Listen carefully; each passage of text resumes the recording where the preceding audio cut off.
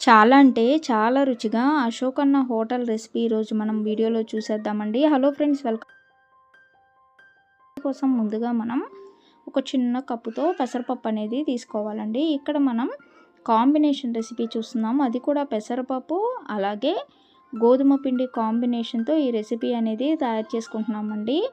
అందుకోసం ముందుగా ఇక్కడ నేను పెసరపప్పు తీసుకున్నాను. అయితే వీటన్నిటికీ కొలతగా ఒక చిన్న కప్ అనేది తీసుకున్నాను. ఈ కప్పులోకి పెసరపప్పు తీసుకుంటున్నాను. ముందుగా మనం పెసరపప్పుని కుక్కర్లో వేసుకోవాలి.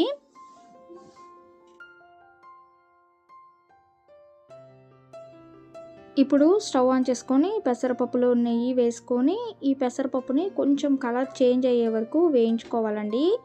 ఇక్కడ మనం స్వీట్ రెసిపీ అనేది తయారు చేసుకుంటున్నాము. చాలా రుచిగా ఉంటుంది. ఈ స్వీట్ వచ్చేసి తమిళనాడులో అశోక్ అన్న హోటల్లో ఫేమస్ స్వీట్ రెసిపీ అన్నమాట. ఈ స్వీట్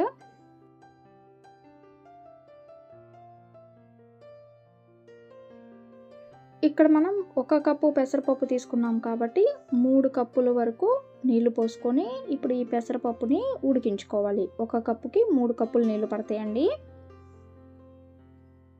ఇక మూత పెట్టేసుకొని పప్పుని ఉడికించుకుందాము. పప్పు ఉడికే లోపల ఇప్పుడు మనం ఏ కప్పుతో అయితే పెసరపప్పు తీసుకున్నామో అదే కప్పుతో గోధుమ పిండి కూడా తీసుకోవాలండి. ఇప్పుడు ఈ గోధుమ పిండిని ప్లేట్లోకి తీసుకొని పక్కన పెట్టేసుకుందాము. అలాగే మనం కొలతకి ఏ కప్పుతో అయితే గోధుమ పిండి పెసరపప్పు తీసుకున్నామో అదే కప్పుతో పంచదార తీసుకున్నాను. స్వీట్ కావాలంటే మనం తగ్గినట్లయితే మధ్యలో వేసుకోవచ్చండి. కాబట్టి ముందుగా 1 కప్పు తీసుకున్నాను. అలాగే నెయ్యి కూడా 1 కప్పు వరకు తీసుకుంటున్నానండి. నెయ్యిని కూడా పక్కన పెట్టేసుకొని ఇక్కడ మనకి పప్పు చక్కగా ఉడికిపోయింది. ఈ పప్పుని ఇప్పుడు కొంచెం మెదిపేసుకుందాము. మెదుపుకున్న పప్పుని ఒక గిన్నెలోకి తీసుకొని పక్కన పెట్టేసుకోండి. ఇప్పుడు మళ్ళీ స్టవ్ ఆన్ చేసుకొని ఇక్కడ నేను అదే పాత్ర పెట్టుకున్నానండి. అంటే కుక్కర్నే పెట్టేసుకున్నాను. ప్రెషర్ కుక్కర్నే పెట్టుకొని ప్రెషర్ కుక్కర్లోకి ఇప్పుడు నెయ్యి వేసుకుంటున్నాను. నెయ్యి వేడెక్కిన తర్వాత ఇందులోకి గోధుమ పిండి వేసుకుంటున్నానండి. గోధుమ పిండిని కొంచెం కలర్ చేంజ్ అయ్యే వరకు కలుపుతూనే ఉండాలి. వేయించుకోవాలండి. చక్కగా నేతిలో వేయించుకుంటే చాలా కమ్మటి వాసన వస్తుంది. అలాగే మనకి కలర్ అనేది కూడా కొంచెం చేంజ్ అవుతుంది. అలా కలుపుతూనే ఉండాలి. కలుపుతూ వేయించుకుంటూ ఉండండి. ఇలా కొంచెం సేపు వేగిన తర్వాత ఇందులోకి ఇక్కడ మనం జీడిపప్పు అలాగే బాదం పప్పుని ముక్కలుగా చేసుకొని వేసుకుంటున్నాను. ఇప్పుడు ఇంకొక 2 నిమిషాల పాటు కలుపుతూ వేయించుకోండి.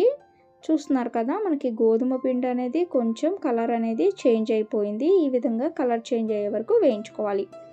ఇప్పుడు ఇందులోకి ఉడికించుకున్న పప్పును వేసుకోవాలి.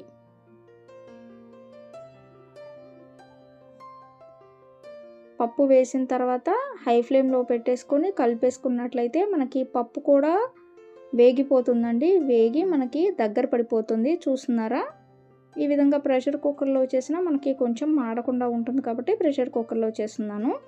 ఈ విధంగా దగ్గర పడిన తర్వాత ఇప్పుడు ఇందులోకి పంచదార వేసుకొని పంచదార కూడా బాగా కలిసే వరకు కలుపుతూ ఉండాలి.